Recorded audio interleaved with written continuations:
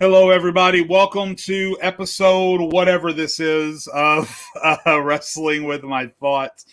I think it's either episode 13 or 14. I can't remember off the top of my head. It says in the title of the video. Happy Saturday, everyone. Happy Money in the Bank weekend. Happy return of WWE fans.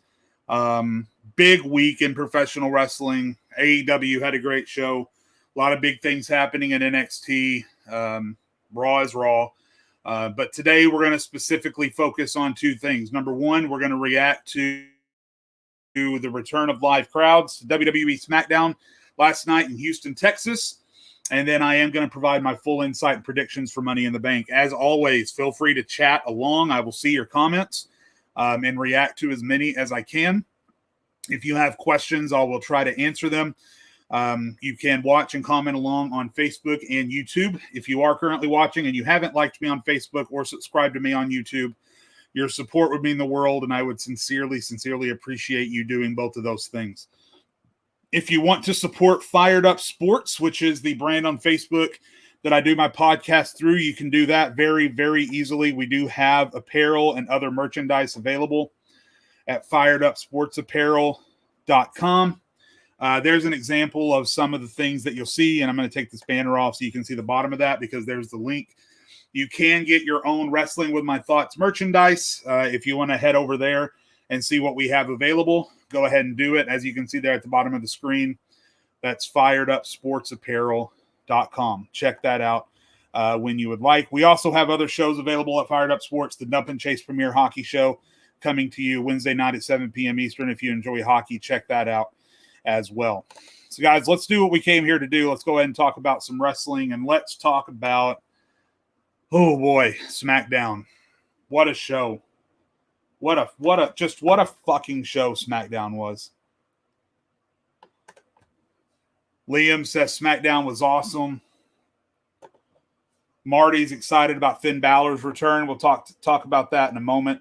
A couple of nice comments here as well. Forrest, you're very welcome. I appreciate you. Klein came here straight from TikTok. I appreciate you coming over. We already have an early Money in the Bank prediction. Mason thinks Liv is going to win the women's Money in the Bank. We'll talk more about that very, very shortly. Guys, SmackDown last night was just incredible. I mean, first and foremost, just the return of live crowds. I know AEW has had crowds already. They've had crowds for a while. They've been at full capacity for a couple of weeks now. There's just something about WWE. There's just something about WWE when they have a live crowd that AEW just can't match. And AEW, in my opinion, will never be able to match. Something about the production, something about the lighting, something about how big everything feels when WWE has a live crowd to perform in front of. The energy that was running through the arena, not any better, not any worse than AEW and what they've been doing for the past number of weeks, just different. Just different to anything else that you are ever going to experience. A live crowd being in front of a WWE show. And someone brought up in my TikTok comments, I can't remember the person's name, so forgive me if you're watching. Give yourself credit in the comments if you want. Someone said in my TikTok comments that even before COVID, they were telling their friends and family that they believe that wrestling needs an off season, that absence makes the heart grow fonder and all of that stuff. And honestly, that's something that I agree with. It's one of those things that I agree with. It's one of those things that I think would work. But it's not something that I personally believe is ever going to happen. Vince and Triple H and all those guys, they are never going to create an off season. There is never going to be a situation in which WWE will just stop making shows, right? Unless they're forced to stop, which they almost were at the peak of the pandemic last year. WWE will not have an off season. I think they should. I think last night proved that when you take wrestling away, no matter how questionable the decision making is, right? How many times over the past 12 months have all of us, myself included, crucified WWE and their decision making and their booking, crucified the scripted promos, crucified the quality of wrestling. And yet last night, to that crowd, to all those people there in Houston watching live, none of that shit mattered. Last night was special because WWE Live had not happened except for that minimal crowd at WrestleMania in about a year and a half. So I think it would be a good idea for WWE to have an off season. I think the crowd would get less. The crowd would be less likely to get tired of things. I think that people would be able to stay on top longer. We wouldn't get so exhausted. There's so much wrestling to watch. So I think WWE should consider an off season, but again, realistically, that's never going to happen. Form is temporary, class is permanent. I'm not sure what that means, Marty. If you want to further explain in the comments. So SmackDown last night was incredible. I mean, highlights, several highlights. Number one for me, Edge's pop upon his return. I think WWE absolutely made the right decision in putting that 6-man tag match at the top of the card. I don't think there's any other match that could have started that show, except for maybe, the Fatal 4-Way. Maybe you could have swapped those matches in and out or what have you. But Roman coming out first, and how cool is that new visual graphic, on-screen graphic for Roman Reigns, by the way? So fucking cool.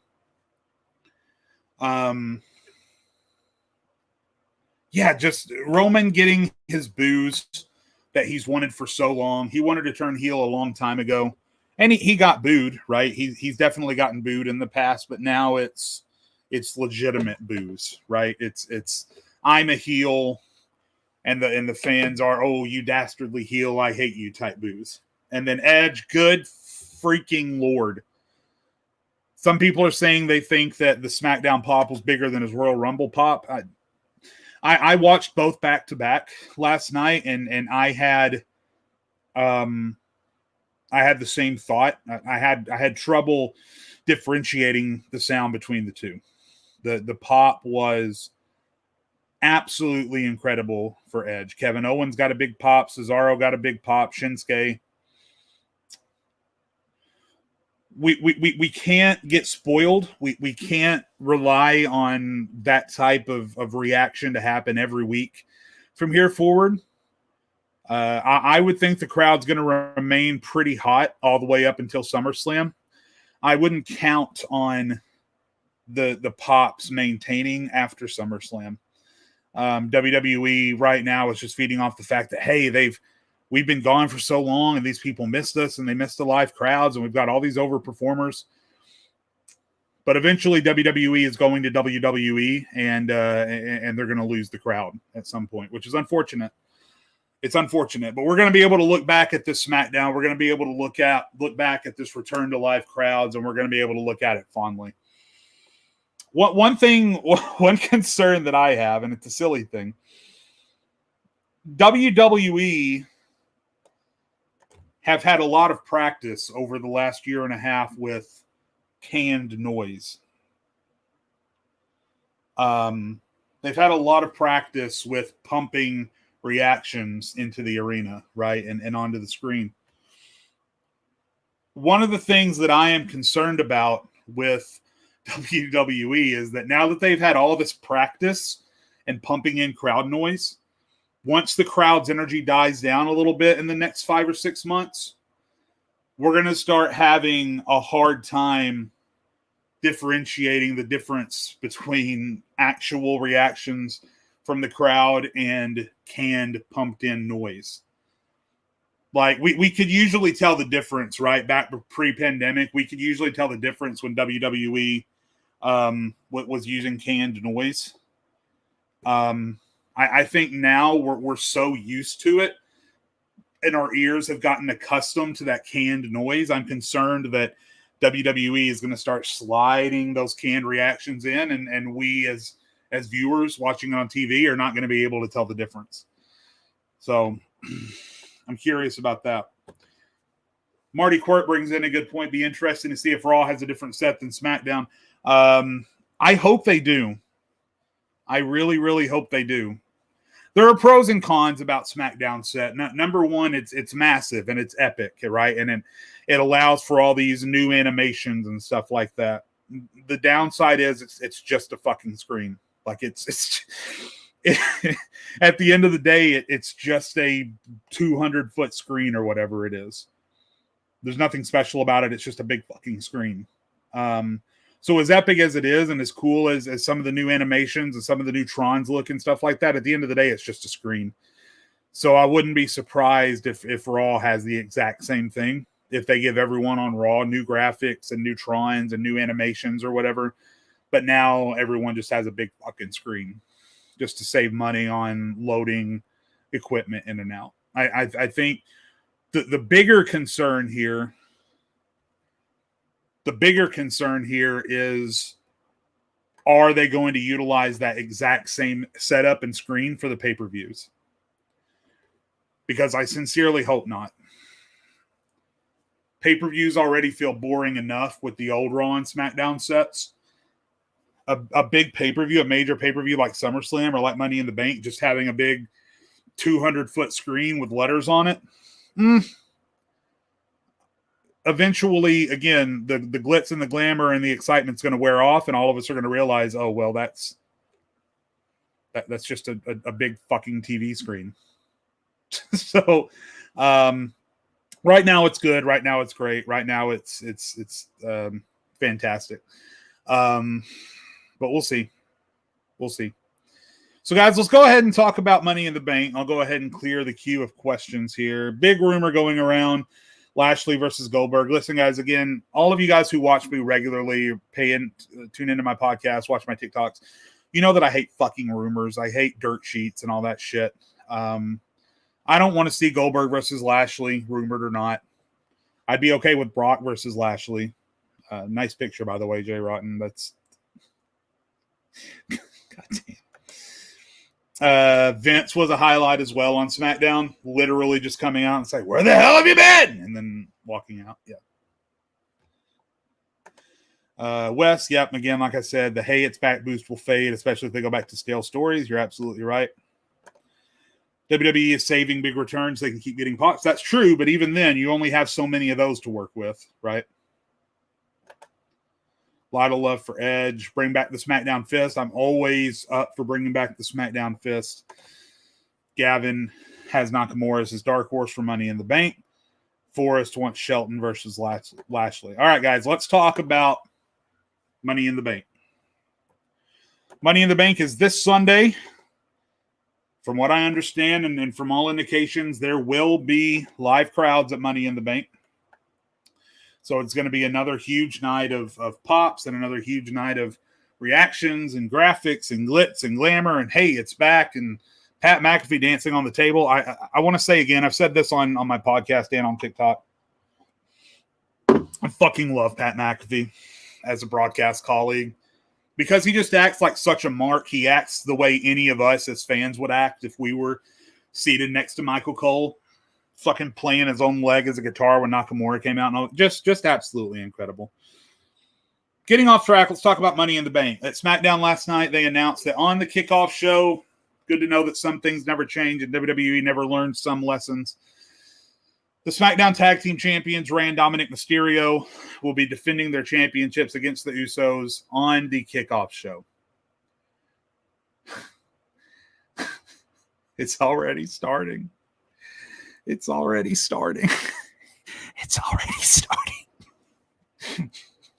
WWE never learned their fucking lesson.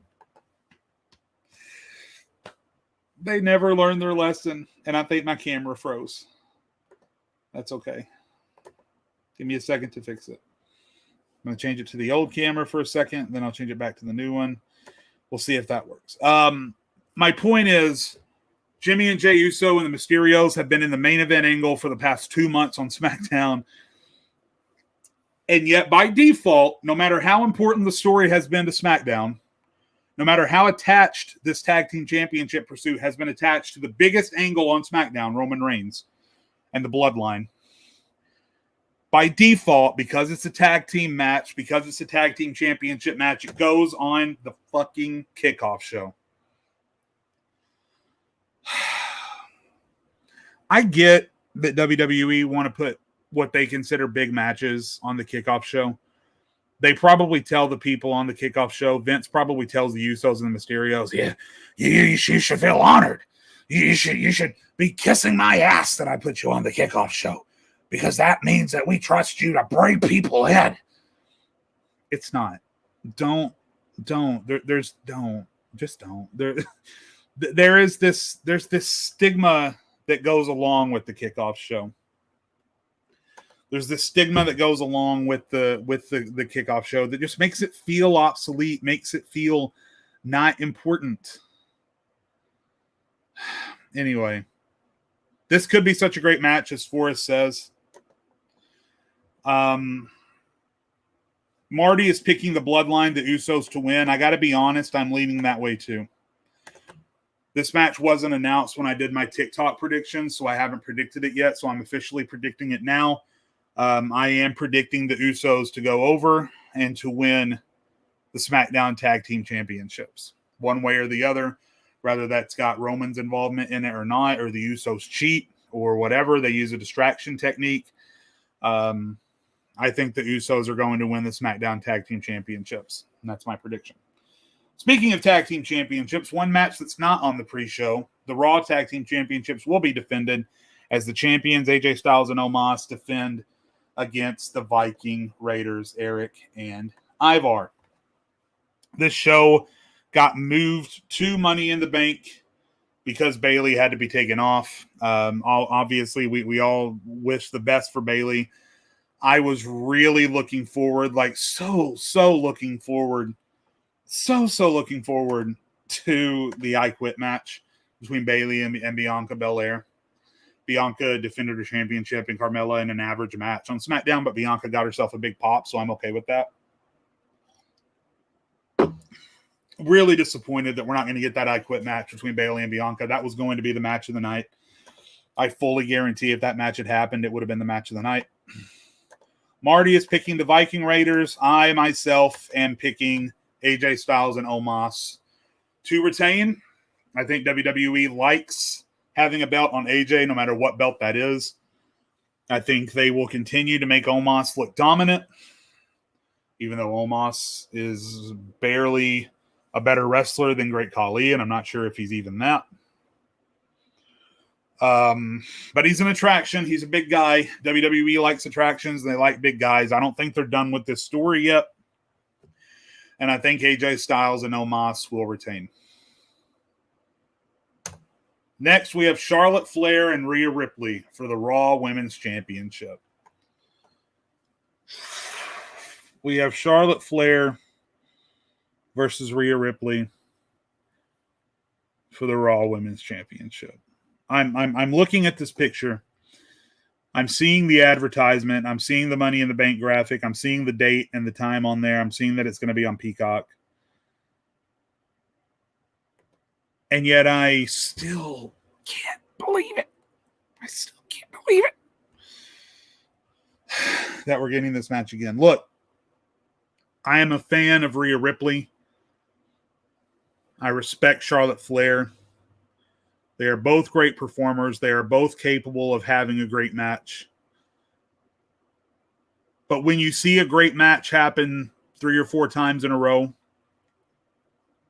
the greatness starts to drain just a bit. This match just feels repetitive. It just feels repetitive. And they're going to have to do something really big, really special.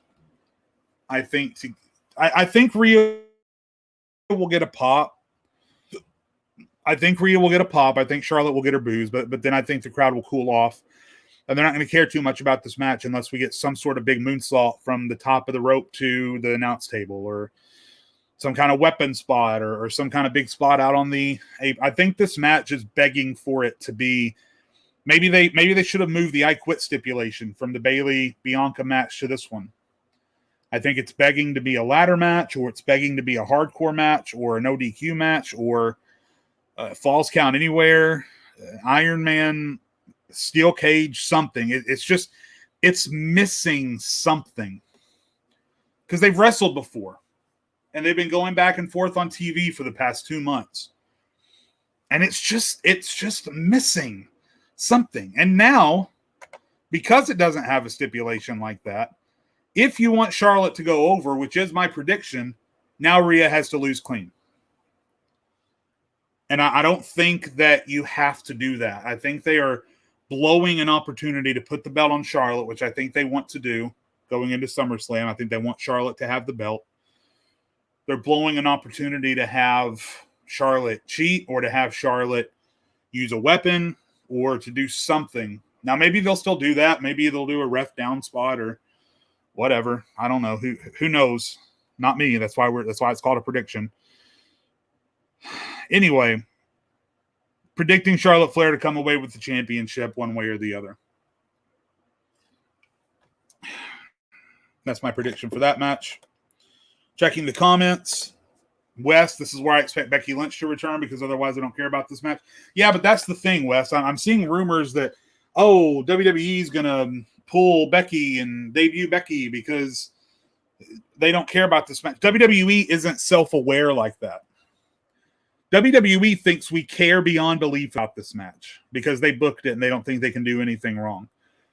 WWE doesn't think this match needs anything. We know this match needs something. We know this match could do with some kind of stipulation, or to have Becky come out. I don't think WWE knows that. Now, all that aside, Becky Lynch is going to come back soon. I think it'll either be here or it'll be between now and SummerSlam. Can't say for sure if it's going to happen in this match, but by God, does this match need it? By God, does this match need a distraction from Becky Lynch one way or the other, or Becky just ruins and ends the match and then we get a triple threat at SummerSlam? The match needs it. We'll see if that happens. Moving on. Let's talk about the first World Championship match on this night. Kofi versus Bobby. Now, I predicted on my TikTok for predicting Money in the Bank that Bobby Lashley would win. And my brain still says that, right? In competition between my brain and my heart, I'm an analyst, so I always go with my brain. And my brain tells me that Bobby Lashley comes away with the championship. Interesting wrinkle in the story, though, on Raw. For those of you that didn't see it, Bobby Lashley lost in a roll-up to Xavier Woods early in the night. At the end of the night in the MVP lounge, MVP tried to cheer Bobby up with women and booze and all that stuff. Bobby came out disheveled, suit half torn off, cussed at MVP, said, cut the bullshit, got rid of the women, got rid of the MVP lounge, told MVP from now on they are all business. So an interesting wrinkle. Leaves lots of options open. Leaves the option open for there to be a double turn, which would be very interesting in this case. I think this is an ideal moment for a double turn, and I think it would go down as one of the best double turns ever. I'm not predicting a double turn. I don't think WWE is that smart. I would really love to predict a double turn. I want to say, you know what? Grow some balls, Jade. Grow some balls. I am predicting a double turn. I am changing my prediction as much as I really don't want to. I am like 51-49 on this. I have no confidence in this pick at all, but I'm just going to throw it out there. This goes against my TikTok choices, so we'll see. My final prediction for Money in the Bank between Kofi and Bobby Lashley for the WWE Championship is a double turn. MVP goes over and joins Kofi. Kofi cheats to beat Bobby Lashley and becomes the WWE Champion, and now Bobby Lashley is once again a babyface. That's my prediction. Double turn. Maybe Kofi turns on Xavier in the process. Who knows? There are a lot of wrinkles with this match. I'm very interested to see how it happens. But I'm laying it out. I'm going to have some balls. I'm going to lay it out as my official prediction for a double turn between Kofi and Bobby Lashley, with Kofi winning the WWE Championship. I am 51-49 on that. I have no confidence in that pick, but that's what we're going to go with. And then we're going to move on before I change my mind. Universal Championship. Roman Reigns versus Edge. If you want to call it Spear versus fucking Spear, do that. I don't give a shit. I don't want to do that. That's stupid. That's stupid. Well, it's fist versus fist. It's suplex versus suplex. No, we're not going to do Spear versus Spear.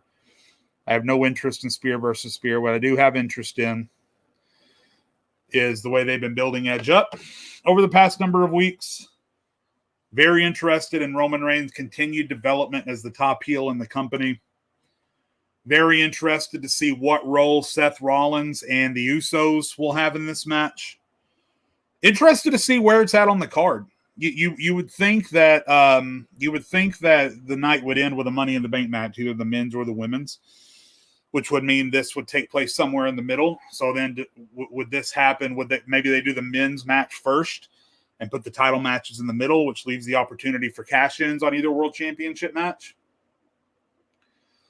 Or maybe they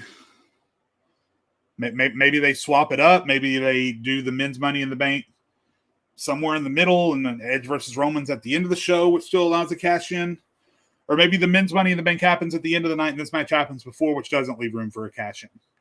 I think if this match happens before Money in the Bank, before the men's match, I don't see any reason for Seth Rollins to get involved. I don't think it makes a whole lot of sense for Seth to get involved at that point. But if Seth does win the Money in the Bank briefcase at the start of the night, I would say there's a very high possibility there are Seth Rollins shenanigans. He goes in there with his laugh and does something. Now, the Usos will try to interfere. I think Edge will quickly dispose of them. And then it's just a matter of, does Seth Rollins interfere? And is Roman Reigns able to capitalize after Edge disposes of the Usos? My official prediction is that Roman Reigns will in some way retain. I can't see Roman not taking that championship into SummerSlam one way or the other and defending in the main event of SummerSlam. But then in my mind, I'm like, what's the point in giving Edge this rematch if he's just going to lose?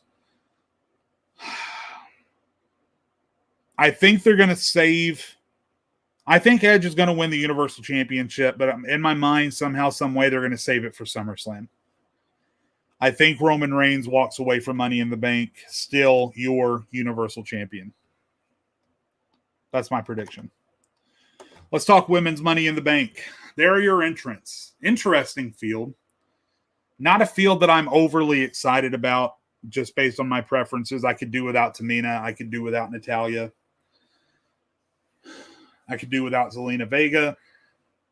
I think there were other ways that you could have used her.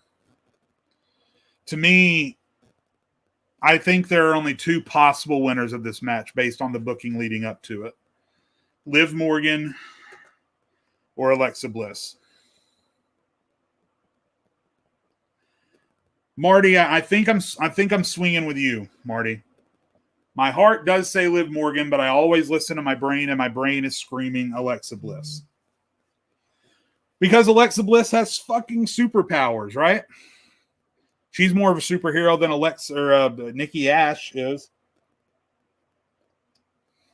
So it's going to be Liv or Alexa, like Jay says here, and like Wes agrees with. But my mind is screaming Alexa, and I think she'll use her superpowers one way or the other.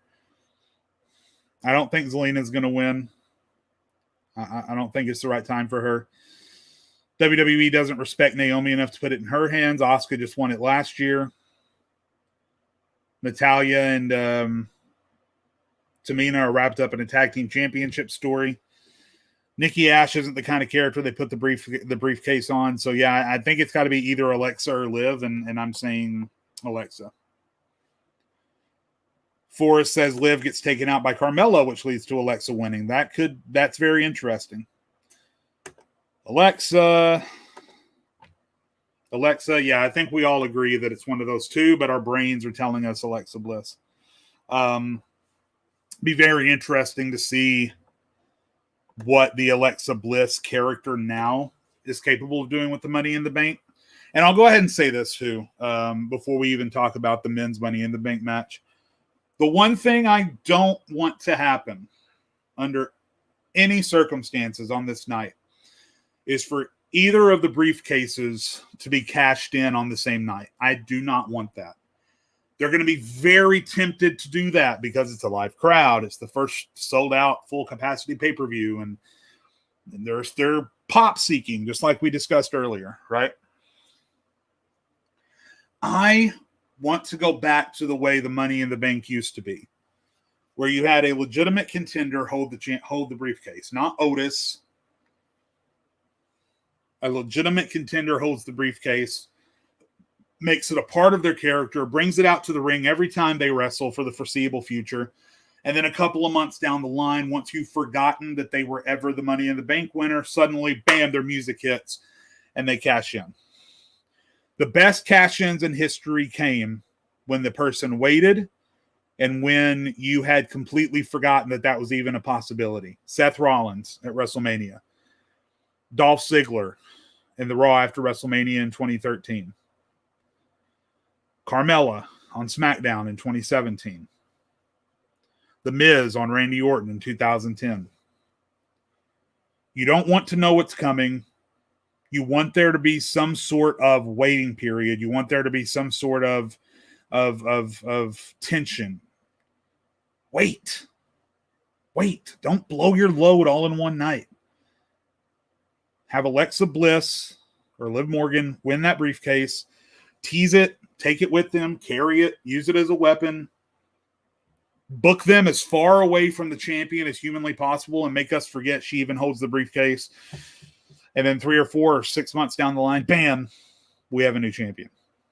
That's what I want to see with both of the Money in the Bank briefcases. And I'm going to lose my fucking mind if they cashed in on the same night. Again, Bayley did it. Alexa Bliss did it. Kane's done it. Yeah. That's what I want. Main event. At least I'm presuming it's going to be the main event. And I'm going to get rid of my logo up here so you can see. Let's get rid of that so you can see Shinsuke's face.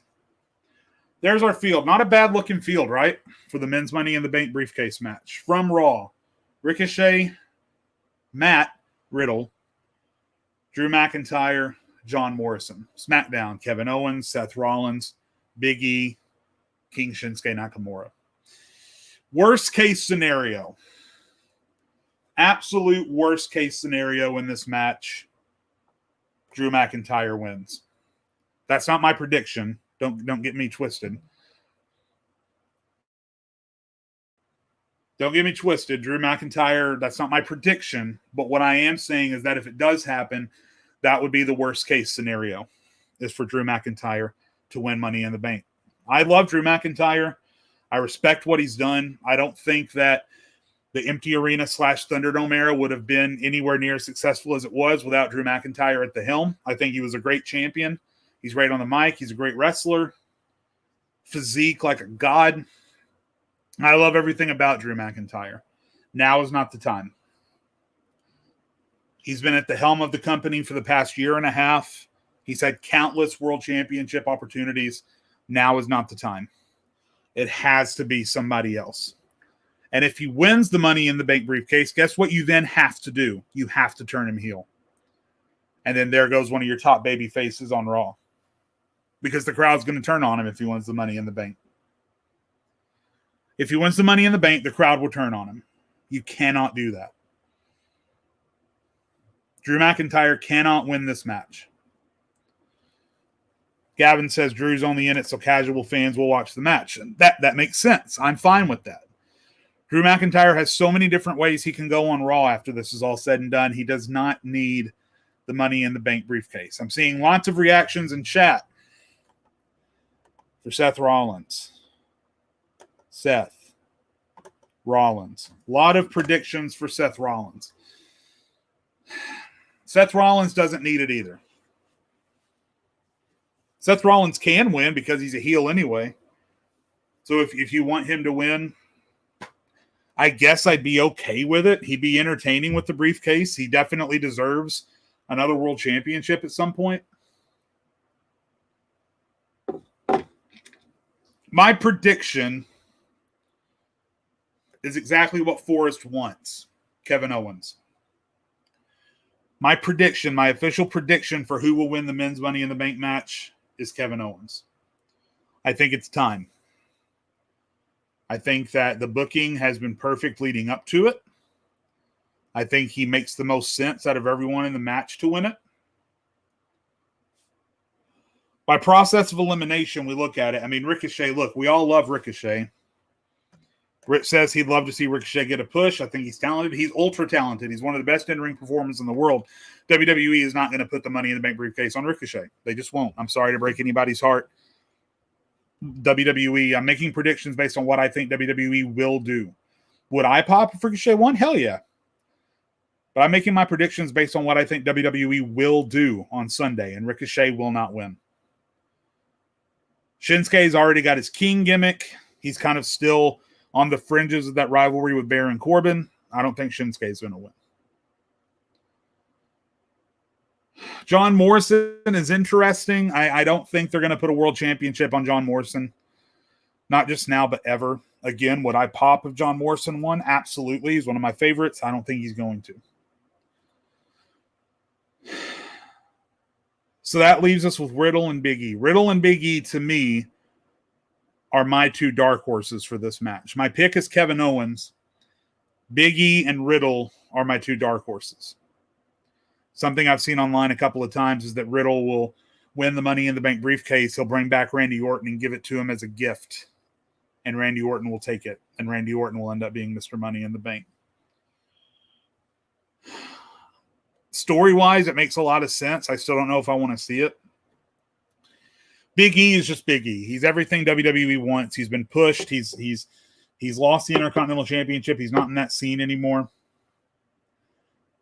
Ultimately, the reason I'm picking Kevin Owens over Riddle and Big E is because Big E and Riddle, I think, have other things that they can do without the Money in the Bank briefcase to still be relevant. Kevin Owens just ended his rivalry with Sami Zayn. He's already lost to Roman Reigns 3 times. Character-wise, the only thing that Kevin Owens cares about is beating Roman Reigns. If Kevin Owens loses and does not win the Money in the Bank briefcase, I don't know where the Kevin Owens character goes from here, to be completely honest. Usually I have the attitude of, if they're talented, WWE will find a place for them. I don't know where Kevin Owens goes if he doesn't win the Money in the briefcase. I think it has to be Kevin Owens. This is one of those times where it's just an obvious trigger that WWE needs to pull. Kevin Owens is the perfect character to have the Money in the Bank briefcase. He has previous history with Kevin Owens. He has previous history with Roman Reigns.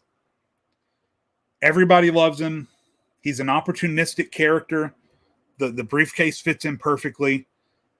I have never seen a more obvious Money in the Bank winner than Kevin Owens. And I would be severely disappointed if WWE picked anybody else, Big E and Riddle included. It just feels to me like it's Kevin Owens' time. And he is the one that not only am I predicting he will win, because I'm trusting that WWE will do the right thing. As you might be able to see from my t-shirt a little bit, he is just the one that I want to see win.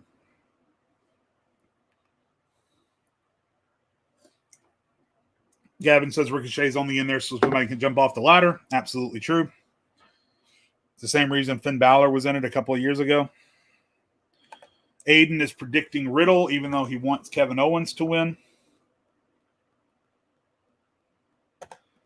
Forrest, you're absolutely right. KO versus Edge would be fantastic. But I think it makes the most sense if it's Roman.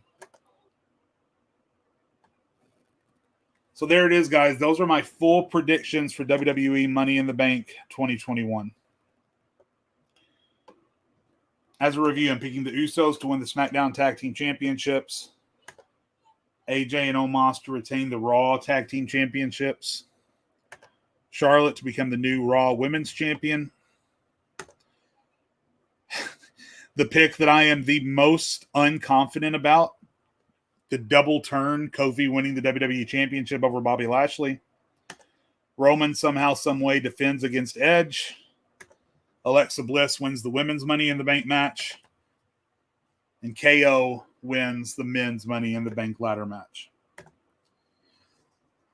Those are my final predictions, guys. Look, enjoy it. Enjoy Money in the Bank. Enjoy Raw on Monday. Even Raw is going to be better than it usually is because it's going to have a return to fans. Hopefully they'll – all these things that Vince has been talking about, we got all these good as shit stories. We're just waiting for people to come back. Hopefully he's telling the truth. That's all I can say. Hopefully he's telling the truth and Raw will be good on Monday. It's already going to be better than it usually would be because the fans are going to be there. So enjoy Raw. Enjoy Fyter Fest Night 2 for AEW. We'll be right back here next Saturday. We'll talk about Fyter Fest for AEW. We'll talk about Raw. We'll talk about NXT. We'll talk about a whole lot more next Saturday here on Wrestling with My Thoughts. I'm going to go spend some time with my kid. We're going to go bowling here in a little bit, so I'm going to hop off here and do that. You guys have been incredible. Thank you so much for watching, and I will see you next Saturday right here on the Fired Up Sports Network for Wrestling with My Thoughts. Have a great weekend, guys. Enjoy Money in the Bank.